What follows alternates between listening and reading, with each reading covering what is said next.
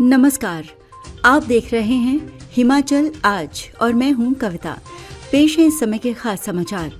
पूरी जानकारी के लिए इस खास बुलेटिन के अंत तक बने रहिए। आज के इस विशेष बुलेटिन में हम उन खबरों की गहराई में जाएंगे जो सीधे आपसे और आपके अधिकारों से जुड़ी है। इस वक्त की सबसे बड़ी राजनीतिक चर्चा हिमाचल प्रदेश से आ रही है, जहां एक विशेष विधानसभा सत्र की घोषणा ने सियासी गलियारों में हलचल पैदा कर दी है। इसके साथ ही हम बात करेंगे कुल्लू की उन बर्फीली पहाड़ियों की, जहां मौत और जिंदगी के बीच चल रहे एक संघर्ष में जीत आखिरकार इंसानियत की हुई।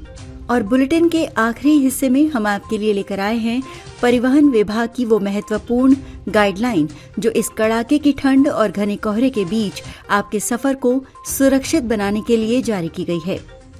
सबसे पहले बात करते हैं हिमाचल प्रदेश की उस राजनीतिक खबर की जिसने शिमला से लेकर दिल्ली तक सबका ध्यान अपनी ओर खींचा है।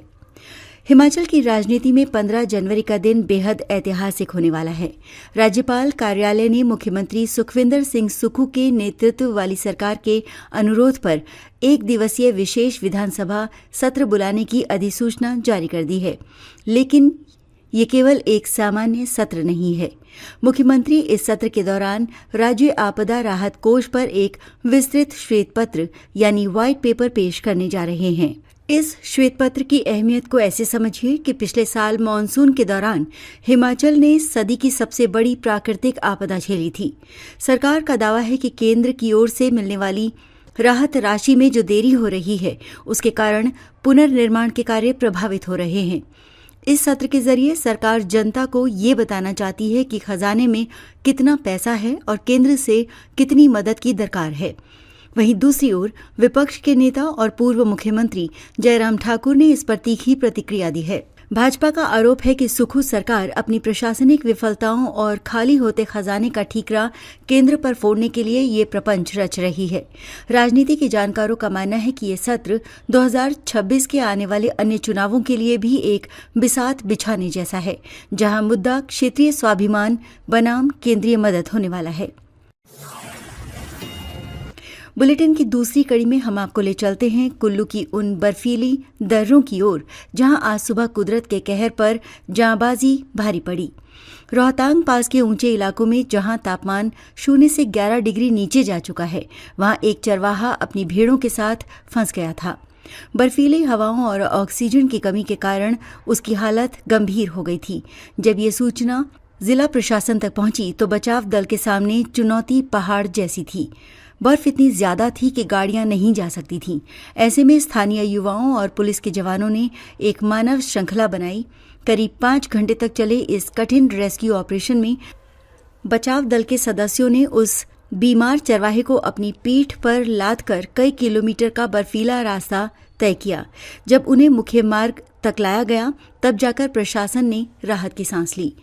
ये कहानी हमें याद दिलाती है कि पहाड़ों के लोगों का दिल उन पहाड़ों से भी बड़ा होता है और संकट के समय में वहां हर व्यक्ति एक सैनिक की तरह खड़ा हो जाता है।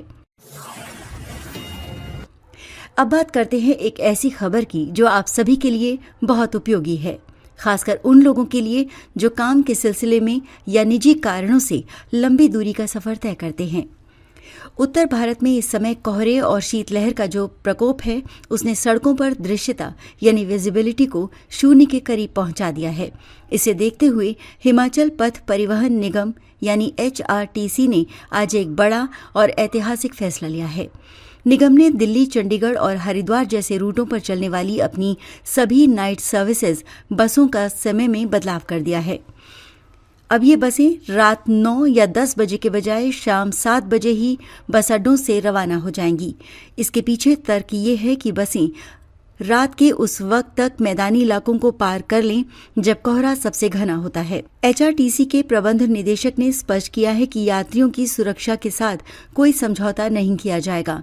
इसके अलावा चालक और परिचालकों को निर्देश दिए गए हैं कि यदि रास्ते में कोहरा बहुत अधिक हो तो बस को किसी सुरक्षित ढाबे या पेट्रोल पंप पर खड़ा कर दिया जाए। साथ ही अब बसों में यात्रियों के लिए कंबल और गर्म पानी की सुविधा भी सुनिश्चित की जा रही है। अगर आप चंडीगढ़ या ऊना के रास्ते दिल्ली जा रहे हैं तो कृपया पुराने समय के भरोसे न रहें और बस स्टैंड जाने से पहले हेल्प डेस्क से जरूर संपर्क करें। हिमाचल आज के सभी दर्शकों से हमारा विनम्र अनुरोध है कि यदि आपको हमारा ये प्रयास और खबरें पसंद आई हैं तो चैनल को अभी सब्सक्राइब करें और इस वीडियो को अपने दोस्तों और परिवार के साथ शेयर करें। हिमाचल सरकार के उस श्वेत पत्र पर आपकी क्या राय है? क्या आपको लगता है कि राजनीति से हटकर आपदा राहत पर चर्चा होनी चाहिए? साथ ही कुल्लू के उन जांबाज युवाओं के लिए आप कमेंट बॉक्स में क्या कहना चाहेंगे जिन्होंने अपनी जान दांव पर लगाकर एक चरवाहे की जान बचाई? कृपया अपने विचार कमेंट बॉक्स में जरूर लिखें और हमें ये भी बताएं कि आप ये न्यूज़ बुलेटिन देश के किस हिस्से से देख रहे हैं। आपके विचार और आपकी उपस्थिति हमारे लिए बहुत जरूरी है। नमस्कार।